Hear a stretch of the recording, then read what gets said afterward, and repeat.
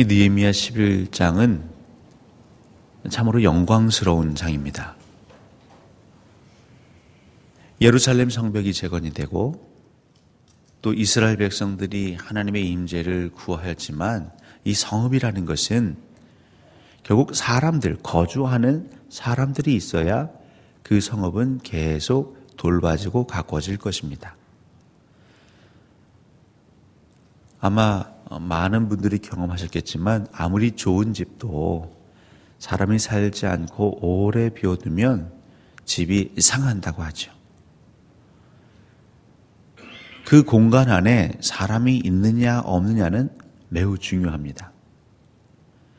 그런데 지금 이스라엘 백성들에게 이 예루살렘은 심정적으로는 하나님의 도성이요, 심정적으로는 그 이스라엘 그 선조들의 피와 땀과 눈물과 기도가 있는 거룩한 성읍이지만 현실적으로는 수만 가지의 남은 과업이 산적해 있는, 사실 예루살렘을 생각하면 제사할 수 있고 예배할 수 있고 기쁨이 넘치는 그거보다는 언제 또 다른 이들에 의해서, 외부의 세력에 의해서 침략당할지 모르고, 또 그곳에 가면 이제 성벽을 쌓았지만 그 안에서 다시 새롭게 쌓아 올려야 할 일들이 너무나 많은,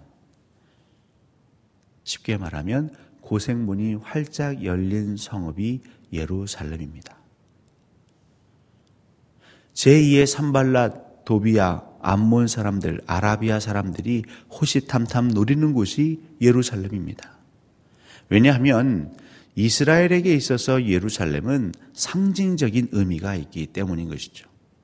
대한민국에서 서울은 상징적인 의미가 있습니다. 그래서 이 대한민국을 전복하려고 하는 세력들은 항상 지방도 서울도 그들에겐 타겟이 될 수 있겠지만 우선순위는 서울이 될 수 있겠죠. 왜냐하면 이 서울이 무너지면 그 심리적인 충격은 어마어마한 것입니다. 마찬가지죠. 이 이스라엘에게 있어서 예루살렘은 엄청난 의미가 있는 도성입니다. 아직 모든 것이 확고해지거나 안정된 것은 없습니다. 폐허가 된 곳에서 성벽만 올라갔을 뿐입니다. 그리고 다시 하나님께 은혜를 구하며 힘을 달라고 그들이 기도한 건 맞지만 이들 앞에 놓여져 있는 산적한 과제는 그대로입니다.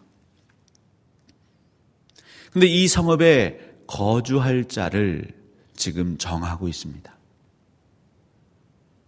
누가 이 일을 하겠는가?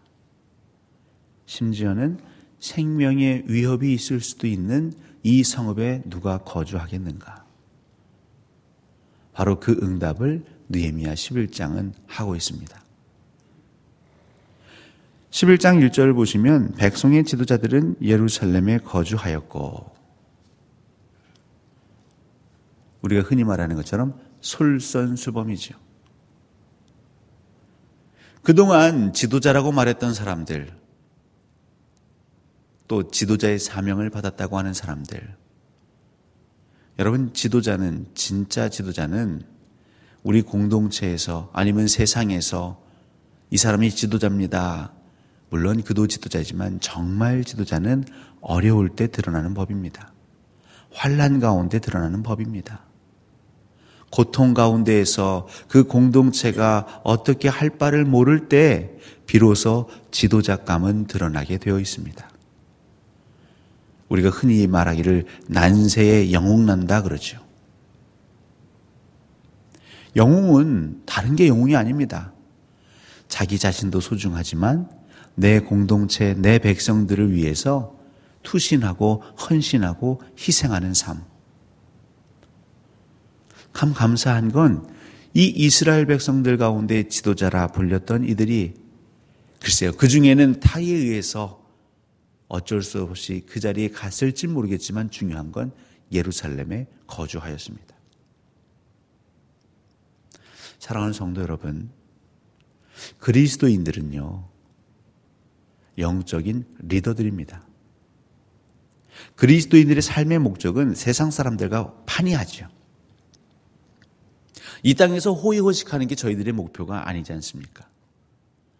우리들은 십자가의 길을 걷겠다고 하나님께 서원했지요. 예수 그리스도를 믿고 하나님의 나라를 위하여서 우리가 어려움을 당해도 그것들 참고 인내하겠습니다라는 그런 다짐의 기도를 얼마나 많이 하고 있습니까? 할 일이 많은 예루살렘, 여전히 사방에 원수들이, 적들이 호시탐탐 노리고 있는 그 예루살렘 성의 지도자들은 너나 할 것 없이 먼저 거주하기를 선언하였습니다. 하지만 그렇다고 그 크고 넓은 성읍에 이 지도자만으로는 역부족이었습니다. 백성들이 눈치를 봅니다. 누가 남을래? 네가 남을 거냐? 평소에 너 믿음 있는 척 했는데 너야말로 이때 네 믿음을 보여라. 그런 얘기들이 오고 가지 않았을까요? 그런 얘기가 아닐지라도 그 어색함, 쭈뼛쭈뼛하고 눈치를 살피는, 그때 이 이스라엘이 결정을 내립니다. 우리 제비 뽑읍시다. 그리고 제비를 뽑았는데 그 중에 10분의 1은 이 성읍에 남고 10분의 9는 떠나고, 어떤 분은 이 10분의 1이 선택받고 이 사람들이 행복한 거 아닙니까? 맞습니다. 여러분, 영적으로 보면 이분들이 수지 맞은 분들입니다. 뭘 통해 알 수 있습니까? 이 느헤미야서 11장에 이 예루살렘 성읍에 거주하게 된 사람들, 그 족속들을 아주 상세히 기술하고 있죠. 여러분이 이 성경에 기록되어 있다. 그 이름이 성경에 기록되어 있다. 이보다 더 큰 영광이 어디 있겠습니까? 이것은 무엇의 예표이냐면, 우리 믿는 자들이 이 땅에서 예루살렘과 같이 어려운 곳, 사람들이 거하기 싫어하는 곳, 하지만 내 힘이 아니라 하나님께서 주시는 감화 감동으로 그곳으로, 어찌 보면 그것이 정말 힘들고 어려운 고난의 길이라 할지라도 마다하지 않고 자원하는 자, 그분들의 이름이 여호와 하나님의 생명책에 기록될 것이라는 것을 우리에게는 아주 분명하게 보여주고 있습니다.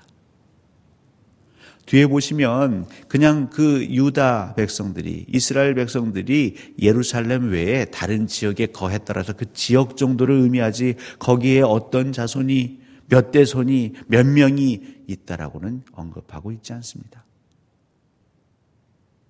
하지만 이 예루살렘, 누가 봐도 힘들고 어려운 그 예루살렘, 가면 고생길이 훤한 그 예루살렘, 지지 않아도 돼야 할 짐을 져야 될 그 숙명에 처한 그 예루살렘,